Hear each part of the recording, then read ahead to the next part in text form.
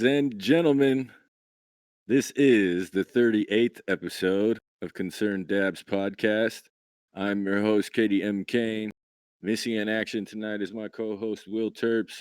Um, with the holiday season, ladies and gentlemen, it's been difficult to book some guests, but we do have Lamar Jackson lined up for next week. Waiting for a message from him in order to confirm that. But we got a flyer made up and everything. So as soon as I get the confirmation, I'm gonna start sharing that. He's a busy. He's up there on the mountain up there on Mount Hood making the resort season happen. So shout out to him for going hard, man. I'm about that working class action, yo. So hopefully next week we get him on the show. Will Terps is probably traveling. I know he's coming back from the East Coast, so probably an airplane or something. And as far as news, it's been kind of a slow news week for uh been doing this conference call with Jason Ortiz and Mary Jane Oatman. Some other folks we're trying to get to tune in, so hopefully we have an event that we can promote sometime this year. I did get one article from my homeboy Mitchell in production. This article is from Normal. Shout out to Normal. They have a lot of relevant news that's clear and concise. It's like this happened and this is what you can do to take action against it. But the headline says, "Don't let the Grinch stop marijuana reform." The holiday season means many things to many people, but for Senator Mike Crapo, Republican, Idaho, it means walking back commitments to moving cannabis reform forward and turning into the marijuana Grinch. Wait, what? And then it says, last Wednesday, he essentially demanded that in exchange for allowing the cannabis industry to access to basic banking services that the federal government should impose a 2% THC cap on marijuana products and prohibit the retail sale of marijuana infused edibles or e-liquid vapor extract. Um, that's just dumb. It's like as someone who's uneducated and like you really got to try to be uneducated to make a statement like that. It's like a 2% cap on products. Even if you breed for that and you get one phenotype that's like 1% THC, say it's Charlotte's Web, is everybody just gonna grow Charlotte's Web and that's it? And just because it's at 1% under this guy's conditions in his grow room, if it could be more than 2% in someone else's, it could be 3 or 5, it could be less than 1% in someone else. Not something that you can actually control like that. And so for this guy to make that statement, it just shows a lack of knowledge. And it's like, dude, the info is out there. If you're in a position of power to make those type of decisions or campaign for a cause like that in your position, then you should really have all of the information. And I feel like if he did and he was able to process it correctly, he wouldn't say those things. Um, Another, what it says, over one quarter of the U.S. population now lives in a jurisdiction where the retail sale of cannabis products to adults is legally regulated by state statute, and 33 states have legalized the sale of marijuana to qualified patients. Despite this reality, the Senate refuses. So, yeah, they're still working on legalization. They have a link here on the normal website that you can send a message to Chairman Crapo and tell him what he should actually do. But I think that banking, yeah, it should be because once it's federally legal, folks should be able to use a bank, and it sucks to be a cash only business and still have to pay those kind of taxes and everything like logistics. No other businesses have to do anything like that. So I think that would only be fair, especially, dude, just for the amount of taxes that they're paying. It's like, fuck. Give those guys a break, would you? Like, let open a business account and use a debit card and deposit at the bank and live in fear of getting their account seized by the Fed. Because it's like, could you imagine that? Like, you have 20 or $30,000 in an account that you're operating every month. and then you just don't have access to it. You know, like that. Wait, wait, what? And then you get a letter and it says your account has been seized. Criminal activity, like they keep kind of subtle, and they don't tell you too much, and it's like fuck, you know, and it's like I don't know if you get it back. I haven't, I don't think you do until you can prove otherwise. So that's and it's like, well, I was growing weed, so like that's a pretty big L, and I don't think anybody should have to deal with that, especially because the governments are collecting taxes off of it. It's like, yo, you can't take all that tax money and then take the guy's fucking loot and take the guy's fucking grow like that. You got paid a lot off of that, so you should be cool to the dude. Let him slide, man. Let him slide. Stall him out, Debo. Stall him. You know. Um, I was looking up a few of the farms that I purchased from in Spokane. Went to this place called Lucky Leaf, but there's this farm called Root Down out of Spokane, and it said pesticide free. I followed them on IG. Looks like they're growing in soil, so hopefully I can get those guys on the show. Um, because I want to talk about some of their methods too. Just they were like literally the only farm on the shelf they said didn't have pesticides, and I grabbed some sweet cheese and some Mount Hood Magic. I'm pretty sure is a strain that was bred in Oregon, Northern Lights #5, crossed with Durban poison. It's the Northern Lights pheno, not the Durban ones. Still good product, but I was hoping for that Durban scent. You can't have everything, John. At least you saw something familiar in a strange place. That's what I tell myself. That's the pot. That was awesome. Okay, so we got another article from Mitchell in production. This is from MJBizDaily.com.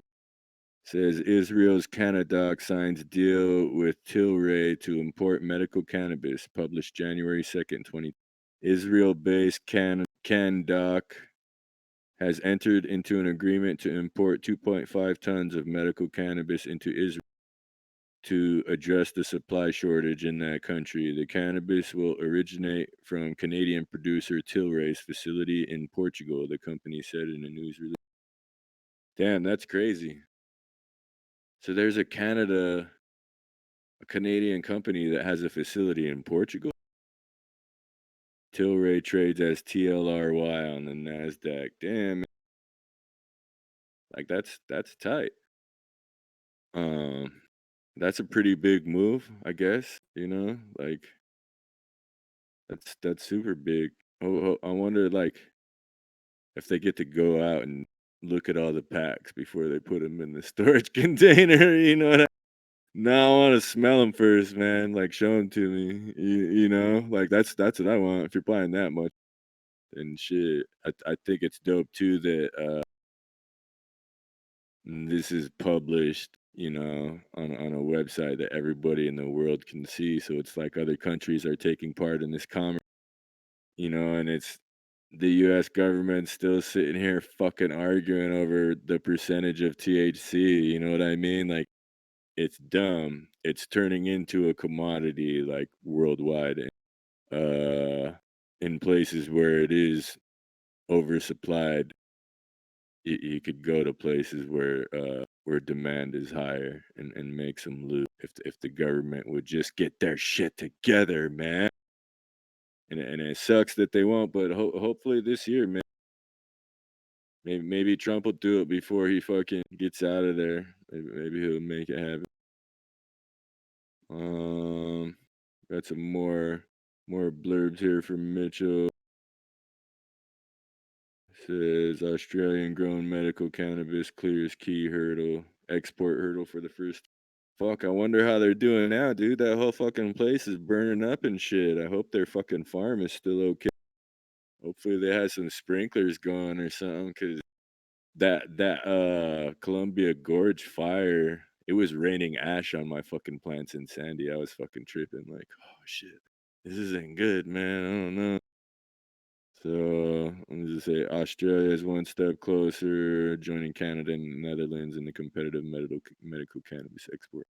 See, that's tight, man. Like, the US could be doing the same thing because I feel like, honestly, there's a lot of, talent here in this country, as far as breeding and production and extraction. If we were gonna compete on a world scale, I think we would do, and it sucks to be limited by regulation. I know all the other, cannabis people probably feel the same way, you know, because everybody wishes they could go balls to the wall and make as much as they can and then sell it all. It's not the reality anymore. So what else do we got? ANTG's medical cannabis cultivation and manufacturing facility received good manufacturing practice GMP certification, which is a prerequisite to shipping medical marijuana to European market. Damn. Anybody listening right now who's growing medical weed, you need that good manufacturing practice certification, the GMP certification if you want to ship to. So if you're planning, because it's gonna happen. Like we're bitching and moaning right now, complaining, but it's gonna happen. Like I have faith that, and it's just a matter of time. Like how long is it going to take? Like are all these old heads gonna have to really retire? People from our generation are gonna take those jobs and then fucking make it. So like it sucks if that's the way it's gonna be, but that it's going to be. If you have the foresight, you're gonna be able to export in the future, so get that certificate for your company or under your name if you're the guy that's gonna do all that shit. Look up how much that costs and try and get that. So I think that's dope. Good info, Mitchell. Good info. MJBizDaily.com. Shout out to those guys. I need to look at their website more often. Mitchell's got 'em, man. Still smoking on that sweet cheese from Root Down. Shout out to Root Down for growing without pesticides.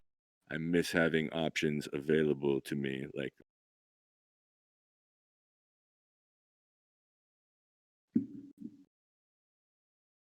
yeah. Oh, damn. Also from MJBizDaily.com. January 2nd, 2020, Washington State removes online map of cannabis businesses in response to recent burglary. Damn, that's rough. But still, how are you gonna find the place? You know what I mean? Like, say you're from fucking wherever, Midwest, fucking still illegal, and you're going to Hoop Fest to play with your homies from college. And they're like, yeah, meet me at the fucking dispensary. And they even say which one. And you're like, okay, cool. And you search for it in your phone. Fuck. Well, like maybe it'll say it's on these cross streets and then you can Google the cross streets but a burglar could still take those same exact steps. But yeah, that's a bummer. Like getting robbed sucks as a business. There was one case too. It was like a year or two ago. Do you guys remember this? Where it was at that Lucid place, I think. But one of their like this guy came in and he didn't have an ID, so the front desk guy's like, "You can't come in if you don't have an ID." And I can relate. I've had people trip out on me before. That guy flipped out, but he left. And then he waited for the dude to go on break. And the front desk guy who denied him when he was on break, the guy fucking took him at gunpoint. You know what I mean? Killed him, fucking took his car. Like, it was like a sad deal, man. I was like, damn, it was a bummer. In the community, too, because it's like, yo, we're just fucking working class humans following the rules for our job here, dude.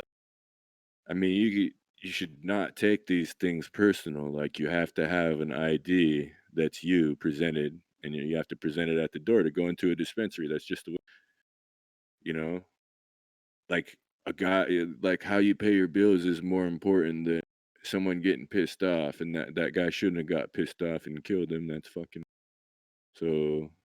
I feel like that sucks to have shit like that happen. But also, that just seems weird to me too to take them because people are gonna know where they're at anyway. You know, it's like if you're casing a spot. I don't think anybody is spur of the moment like, yo, we should go rob that dispensary. Look it up on your phone. You know, I mean, maybe they are. Junkies are dumb sometimes, I guess, but it seems like most of the time that they try to hit it up at a certain time of day. They know where it's at, and then they have a car parked out. You know, so I don't know. No more weed maps. I wonder if they still have Leafly. Because the thing that I noticed is the shops had their own menus on their website. Like they weren't even using Leafly or weed maps that much anymore. December 9th, EPA approves 10 pesticides for hemp. Damn.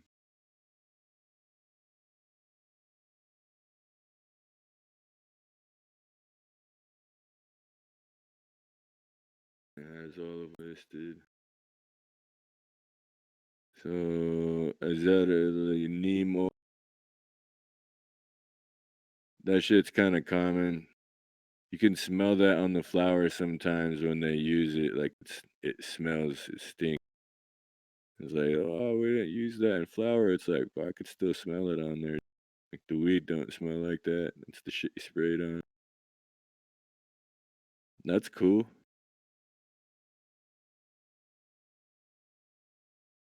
Bacillus amyloliquefaciens. It looks like a few of these two are bacterium. Like that's tight. I feel like those ones are pretty safe. If it's a bacteria that's gonna hurt the bug, it should be able to wash away or like be killed by getting burned. Won't turn into something evil that's gonna cause cancer when I inhale. That's cool. Shout out to the EPA. I have to look at that list a little bit more in depth because there's a lot of registration number and names of shit that I don't know. So like a couple of fungicides too. That's cool, man.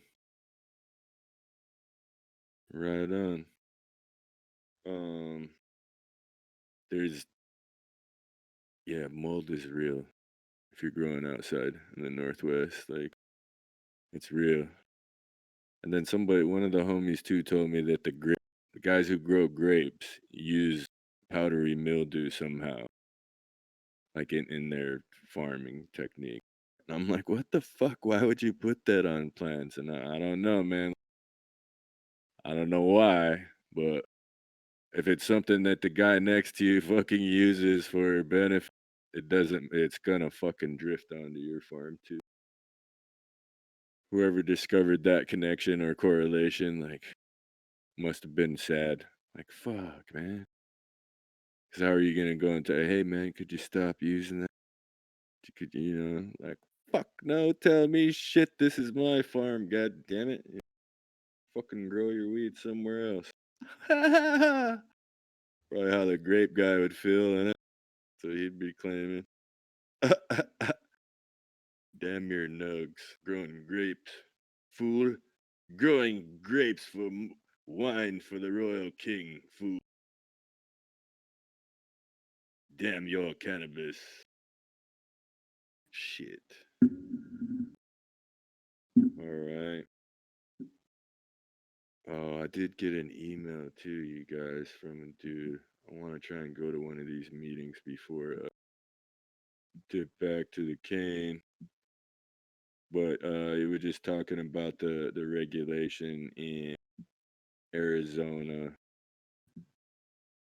and how it's like there's going to be two different it's like the opposition that doesn't want it to go red. They're trying to put uh another option on the ballot besides the rec one that's in place. And so it's like they're trying to split the vote so that people, but I think they'll pick both. I think people will vote for both. Or if it does like divide it and people will choose one or the other, they'll choose the one that lets them grow at home. That's my hope. MJ BizCon. Yeah, everybody on the call is talking about that shit too, man. Says the next one is June 3rd and 4th in New Orleans. Damn, we might have to go to that. Check that out. Hopefully we have some seeds by then. Have fucking F1 first project. Yeah, man. $200. $200, fools. No.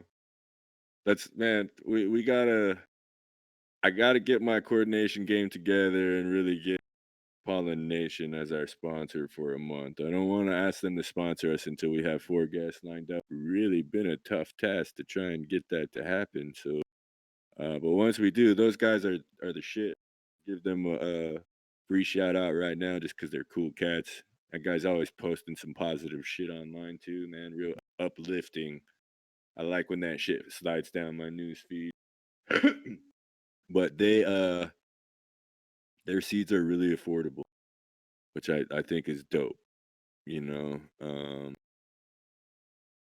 $200 for 10 seeds is really expensive.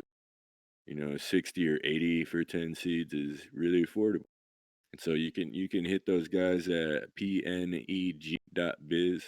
That's their website. You can order from them pretty much whatever you want to check out. It looks like pretty good. I've ran their Pinky's Advice strain outside in Oregon. It was the truth.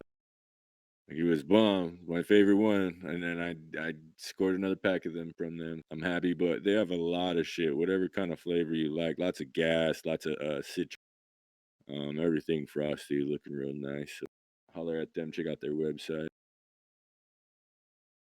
Damn. Okay, so from Jess in production said Illinois starts out with $3 million sales for the first day of rec. Fuck, that's crazy.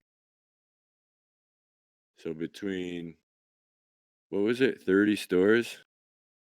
So everybody had $100,000 day, basically. Fuck, that's crazy. Fuck, that's crazy. Cause to me, dude, like 5 was a good day.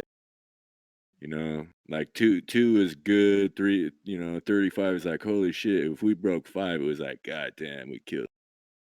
So to do 100 in a day, that's fucking crazy. And 5 mil on day 2, fuck. So then that'd be like 150 almost, 130. Counting that up, putting that in the safe. That'd be shout out to Illinois, man. And Illinois was a state too where their state legislature did it, right? They didn't do the petition, fucking put it on the ballot scenario. The people in office are just like, nah, let's do it. Pretty sure that's how it happened there.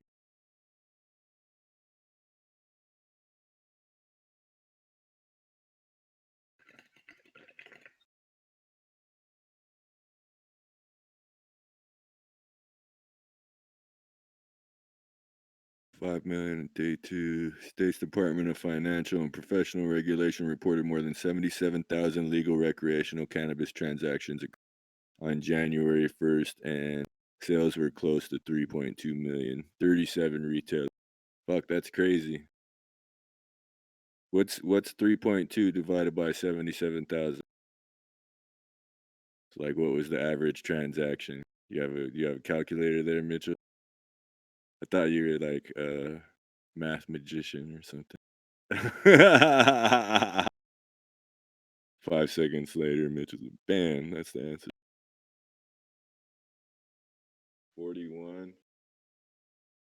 So the average, that's like an eighth average, probably.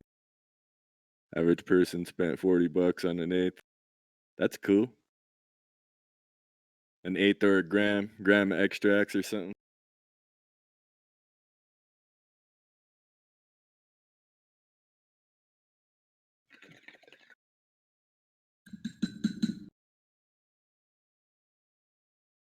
Fuck it, eh? I wonder how difficult it was to get a license out there too. I wonder how many people of color got one. And that's on the with the route down on their website. It looked like some Islander fools. So I was like, man, that'd be cool. Interview them, get them on the show. 86, 86,486 per shot. Thanks, Mitchell. Mitchell is our in-house statistician on Concerned Dads podcast. He's the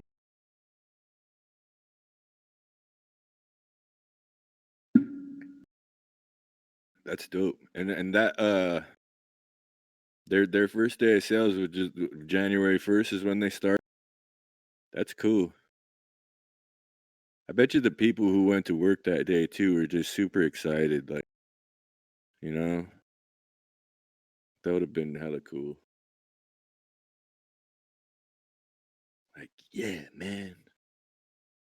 I used to be so happy to go to, and after a while, it just like, retail's just retail, and do something more fun. But it's still fun from time to time.